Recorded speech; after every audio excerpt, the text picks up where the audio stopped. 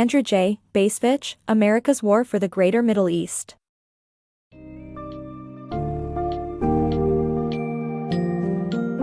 Unearth the realities of America's fraught interventions in the Middle East with our summary of America's War for the Greater Middle East by AndrewJBacevich.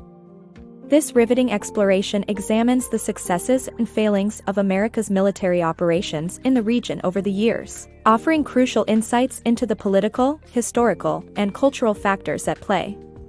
Discover the influence of Western imperialism, the Iraq invasion, the escalation of the War on Terror, and the persistent misconceptions surrounding the Middle East, all filtered through the eyes of an expert.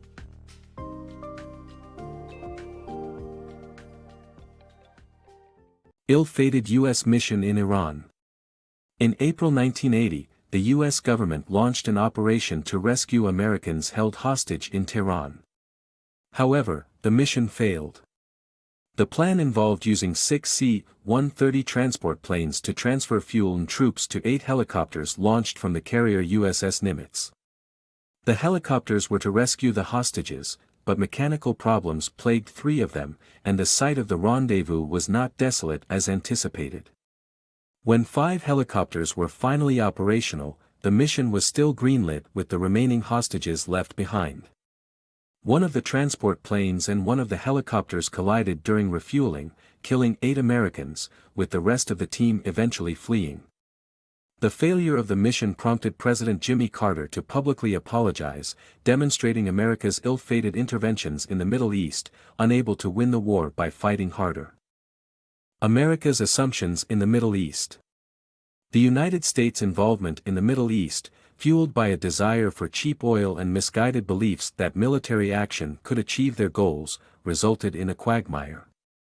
The country failed to consider the history of Western imperialism in the region and overlooked the significance of religion and culture.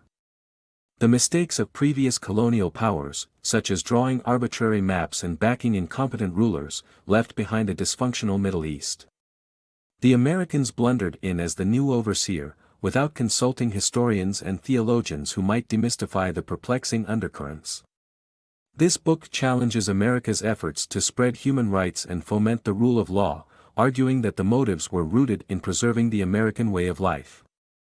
The unintended consequences of U.S. intervention in the Middle East.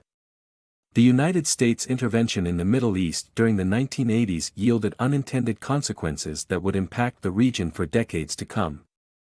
President Ronald Reagan's support for Afghan freedom fighters against Soviet troops, led by the CIA, helped defeat the Soviet Union but also aligned the U.S. with religious fundamentalists who would later become terrorists. Meanwhile, in Lebanon, the American military's pursuit of stability ended tragically when a suicide bomber killed 241 U.S. soldiers and 58 French soldiers. The Iran-Iraq War further complicated matters as the U.S. initially remained neutral but eventually backed Iraq while also covertly selling weapons to Iran. These actions only created more instability in the region, leading to more Gulf Wars in the future. The United States failed to consider historical and religious factors, leading to disastrous consequences in the Middle East. The United States war strategy in the Middle East. In the 1980s, the U.S. utilized secret CIA operations and minimal deployments to tackle its conflicts in the Middle East. However, in the 1990s, a new and comprehensive approach emerged, and the U.S. Army deployed substantial forces for extended periods. The U.S. responded to Iraq's invasion of Kuwait with a massive show of strength, deploying over 100,000 personnel and 500,000 tons of equipment to Saudi Arabia. After a bombing campaign softened up the Iraqi military, American ground troops invaded, and the conflict was over in just 100 hours. However, the success was short-lived as bloodshed increased inside Iraq's borders, and Saddam brutally cracked down on Shiites and Kurds. The U.S.'s non-response to the bloodshed led to criticism, but the implicit objective was to prevent Iran from becoming the dominant force in the Middle East. America's reckless Middle East interventions. The United States interventions in the Middle East, starting with Kuwait in the early 90s, snowballed into a vicious cycle that worsened the situation in the region. Osama bin Laden's view of United States as a malevolent nation solidified after the 1993 bombing of the World Trade Center in New York, which subsequently led to President Clinton declaring war on Al-Qaeda. However, such a narrow definition failed to take responsibility for how American foreign policy helped lay the groundwork for terrorist attacks. The infamous 2003 invasion of Iraq that left the Middle East unstable, dangerous, and still far from democratic principles was a result of misguided actions taken by the U.S. government.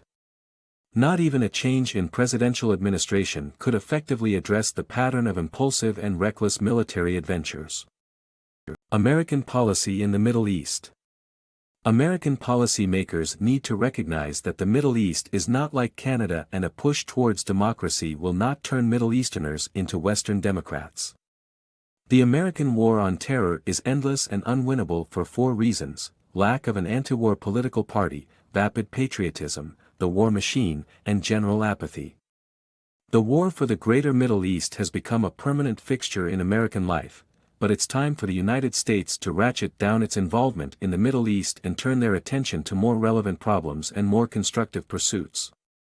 Shock and awe and other bombastic approaches have illustrated the limits of U.S. firepower to sway events in a positive fashion.